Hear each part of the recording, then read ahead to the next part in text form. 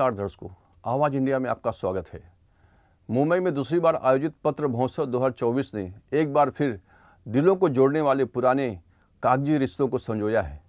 आज के डिजिटल दौर में जब संदेश पलक झपकते ही भेजे जाते हैं, ऐसे में पन्नों के एहसासों भरी दुनिया ने लोगों को अपनी ओर खींचा है।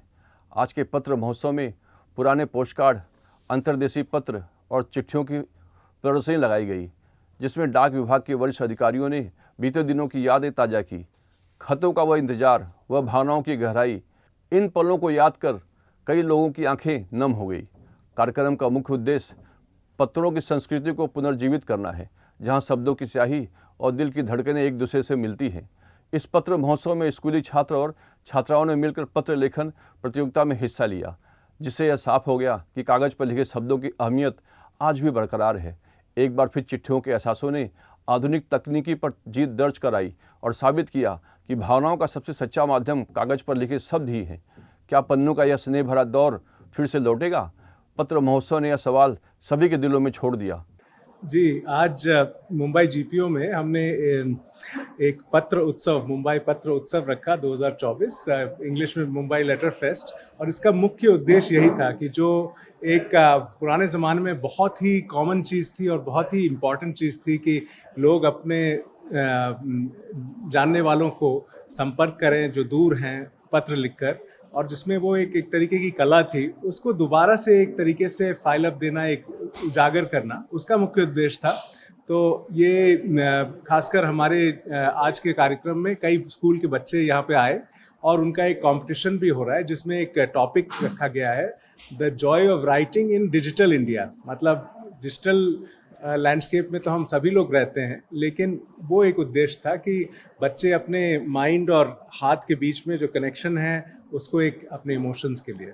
पोस्टकार्ड तो खैर अभी भी आम आदमी का एक माध्यम है, उसका वो कहीं भी पहुंच जाता है। पूरे देश में 50 पैसे में 1 रुपए में पोस्टकार्ड चला जाता है, और एक शॉर्ट मैसेज का एक तरीका है। और जैसा कि हमारी मेंबर मैडम मंजू कुमार जी भी आई थी, वो कह रही थी वो एक परमानेंट चीज़ है, एक चिट्ठी परमानेंट चीज़ है। वो उसको आप कभी 10 बार सोचेंगे उसको फाड़ने में, जबकि ईमेल को या किसी मैसेज को डिलीट करने में कुछ नहीं होता। तो ये एक ह्यूमैनिटी को वापस लाने का एक एफर्ट था। आज साथ साथ हमने एक अगले महीने जनवरी 22 से 25 हम महाराष्ट्र का एक स्टेट स्टैम्प एग्जीबिशन रख रहे हैं, फिलैटलिक एग्जीबिशन, महापेक्स। तो उसका एक मैस्कॉट बना था, जो एक इस राज्य का बहुत ही लोकप्रिय स्क्विरल, जिसको गिलहरी कहते हैं, शेखरू, उसको भी यहाँ पे रिलीज़ किया गया। साथ साथ एक स्पेशल कैंसलेशन भी हुआ। और पूरे देश में विश्व प्रसिद्ध जो लेखक श्री मंगेश मधु कार्निकर, उन्होंने भी सबको अपने ज्ञान से बताया कि चिट्ठी लिखना कितना आवश्यक है एक व्यक्ति के ग्रोथ के लिए। तो बड़ा अच्छा कार्यक्रम था। एक फिल्म निदेशक श्री शिवेंद्र सिंह दुगलपुर भी हमारे साथ बीच में उपस्थित थे। और अभी सारा वो जो पत्र लिखने का काम है वो चालू हो रहा है, और हम लोग सबको बहुत अच्छी प्राइजेस भी देंगे और नेशनल लेवल पे भी प्राइजेस दिए जाएंगे इसके लिए। बात आपकी बिल्कुल सही है। पूरे विश्व में डिजिटल क्रांति आई है, उस क्रांति के चलते लोग पर्सनल चिट्ठी बिल्कुल नहीं लिखते। तो ये लेकिन एक बहुत अच्छी बात नहीं है। पर्सनल चिट्ठियां अगर लिखेंगे तो उनका एक उस चीज़ के साथ एक इमोशन ज़रूर कम्युनिकेट होगा, क्योंकि हर व्यक्ति की विचार अलग है, हर व्यक्ति की हैंड राइटिंग अलग है। तो पत्र में वो हैंड राइटिंग और उस व्यक्ति का एक हमेशा का एक मेमोरी रहता है। यही डिजिटल इंडिया का एक में रहेगा एक इम्पोर्टेंस। और बाकी जो है, जो आपने सवाल पूछा ना, असली जवाब बच्चे देंगे जब वो अपना पत्र इस कंपटीशन में डाल रहे हैं, क्योंकि टॉपिक ही। मैंने पत्र तो लिखे हैं, और लेकिन आजकल सरकारी पत्र ज़्यादा लिखते हैं हम लोग। लेकिन हाँ, पर्सनल लेटर्स काफ़ी दिन हो गए नहीं लिखे। बात बिल्कुल सही है, हम सभी लोगों को प्रैक्टिस करना चाहिए, मैं सच बोलूँगा। बिल्कुल, हम तो ज़्यादा से ज़्यादा आजकल स्कूलों में एक राष्ट्रीय स्तर पर भी एक कार्यक्रम चल रहा है, जिसका नाम है 2.5 अखर प्रतियोगिता। 2.5 अखर मतलब चिट्ठी लिखने की एक प्रक्रिया। ये पिछले 10 साल से चल रही है, और हर साल ये इसका एक नेशनल लेवल पे कंपटीशन होता है। और अंतर्राष्ट्रीय लेवल पे भी एक यूनिवर्सल पोस्टल यूनियन है, उनका भी एक international world letter writing competition होता है।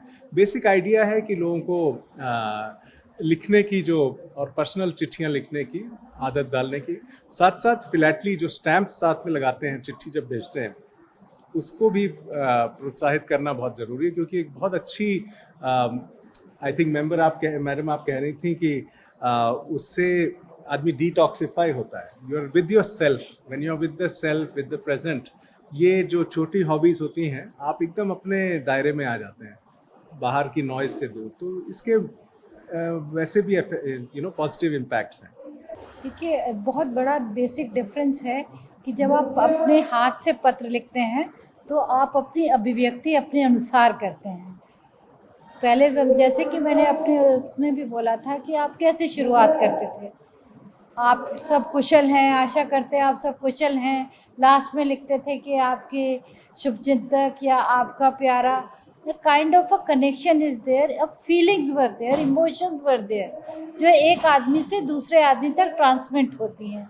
जैसे अमिताभ जी ने बताया कि उसको, क्योंकि वो फीलिंग भले ही वो दिख नहीं रही हो मगर उस पत्र में होती थी, तो आप उसे फाड़ नहीं पाते थे। मगर जितने हम डिजिटल वर्ल्ड में जा रहे हैं, हम रियल वर्ल्ड से दूर होते गए। It's more a mechanical thing. Email होती है, उसमें आप रिस्पेक्टेड या हाई करके सीधी अपनी बात पे पहुंच जाते हैं। जो एक स्टोरी बिल्डिंग होती थी पत्र में, कि आप अपनी बात कहने से पहले उसको बिल्डअप करते थे, एक क्रिएटिविटी आती थी। फिर आप जब लिखते हैं तो किस तरह से अपने विचारों को व्यक्त करेंगे ना, वो एक आर्ट होती थी। तो वो चीज़ जो है ना, अब वो विलुप्त होती जा रही है। वी वांटेड कि children should know the creativity of writing letter, how to express their feelings in the letter, और वो कैसे दूसरे आदमी तक पहुंचा सकें। आप लोगों ने भी कई अपने लेटर रिसीव किए होंगे, लेकिन उसमें ज़रूरी तो नहीं था कि वीडियो कॉल से ही सब कुछ पता लगता था, बट उस लेटर से आपको सामने भेजने वाले की फीलिंग बहुत अच्छे से अंदाज़ा लग जाता था। देखिए, आना चाहिए। It's a kind of an art. It's an art of expressing yourself, it is a creativity. और जब आप लेटर लिखते हैं तो 1-2 घंटे, जो आधे घंटे सही, आप जो है अपने को विचार करते हैं। It's a kind of a medication also, कि तब आप दुनिया को भूल के जिस बात को आपको कहना चाहते हैं, आपका सारा कंसंट्रेशन उसके ऊपर होता है। और आज के लिए जिस तरह का माहौल है और जितनी डिस्ट्रप्शन है ऑल ओवर द वर्ल्ड, अगर बच्चे या जो भी, मैं तो बड़ों को भी कहूँगी, अगर आधा 1 घंटा हफ्ता 1.5 हफ्ते में अगर आप निकालेंगे तो आप खुद भी देखेंगे कि कितना फ़र्क पड़ता है आपकी पर्सनैलिटी में भी।